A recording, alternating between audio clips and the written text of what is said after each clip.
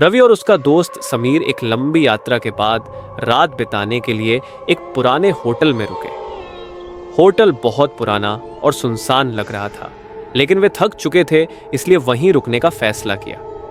Reception पर बैठे बूढ़े मैनेजर ने उन्हें अजीब नजरों से देखा और कहा, कमरा नंबर 13 में मत जाना। ये सुनकर दोनों हैरान हुए, लेकिन उन्होंने ज्यादा ध्यान नहीं दिया और अपने कमरे में चले गए। रात गहरी हो रही थी। समीर जल्दी सो गया, लेकिन रवि को अजीब अजीब आवाजें सुनाई देने लगी। कभी खिड़की के पास सरसराहट, कभी हल्की सरगोशियां। उसे लगा कि कोई कमरे के बाहर चल रहा है। रवि ने हिम्मत जुटाई और बाहर देखने गया।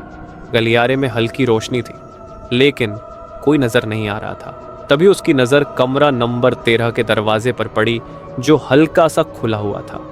दिल तेज धड़कने लगा, पर उसने हिम्मत की और धीरे धीरे दरवाजे की तरफ बढ़ा। जैसे ही उसने दरवाजे को छूकर हल्का सा धक्का दिया, अचानक दरवाजा झटके से खुल गया और अंदर घना अंधेरा था।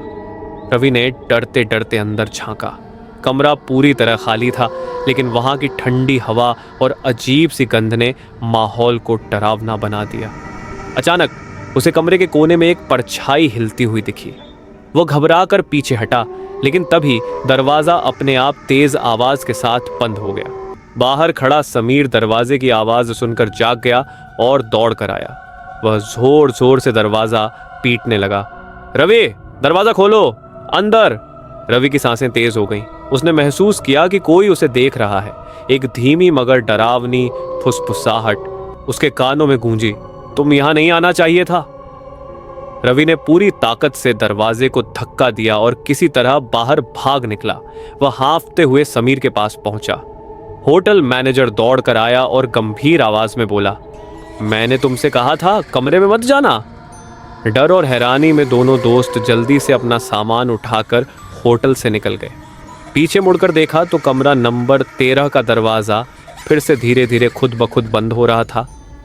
उस रात के बाद रवि और समीर ने तय किया कि वे कभी अजनबी जगहों पर रहस्यमयी चेतावनी को नजरअंदाज नहीं करेंगे।